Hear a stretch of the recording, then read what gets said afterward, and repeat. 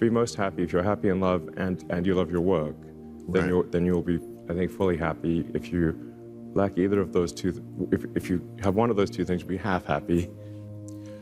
I think technology is the thing that causes these big step changes in civilization. So obviously you've got things like, say, the Gutenberg press, before which it was very difficult to get books. They were very rare. Even if you had a thirst for knowledge, you really couldn't do anything about it because there were very few books to read. So, and the internet is something beyond the Gutenberg press, I think. But you know, when I first saw the internet coming into being in a way that the general public could use it, it felt like the humanity as a whole was developing a nervous system. So previously, the way the information would travel would be by osmosis, one person to another, or one person calling another.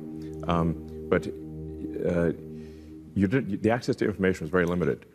Now with the internet, it's like having a nervous system. It's like any part of humanity has access to almost all the information of humanity.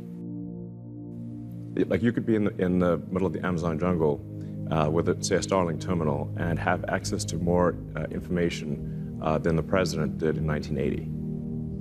I think we need to be very cautious about anything that is anti-meritocratic and anything that is that results in the suppression of free speech.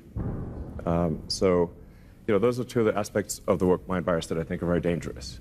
Is that it's often anti-meritocratic. You can't question things. Even the questioning is bad. So, you know, another way to almost synonymous would be cancel culture. And obviously people have tried to cancel you many times. Free speech is actually is extremely important. And it's bizarre that we've come to this point where like free speech used to be a left or liberal value. And yet we see from, you know, the in quotes left, a desire to actually censor. That seems crazy. I mean, I think we should be extremely concerned about anything that it undermines the First Amendment. There's a reason for the First Amendment. The First Amendment is because people came from countries where they could not speak freely, and where saying certain things would get you thrown into prison. And they were like, well, we don't want that here. And by the way, in many parts of the world, including parts of the world that people might think are relatively similar to the United States, the speech laws are draconian. I really can't emphasize this enough. We must protect free speech, and free speech only matters. It's only relevant when it's someone you don't like saying something you dislike, because obviously speech that you like is you know, it's easy. So it's the thing about censorship is that, sure, for those who would advocate it, just remember at some point that will be turned on you. So with respect to AI. I just think we should have some sort of regulatory oversight. So, you know, for anything that is a danger to the public, if it's sort of aircraft, cars, food and drug and whatnot, we've got some regulatory oversight, like a referee, essentially, and making sure that companies don't cut corners.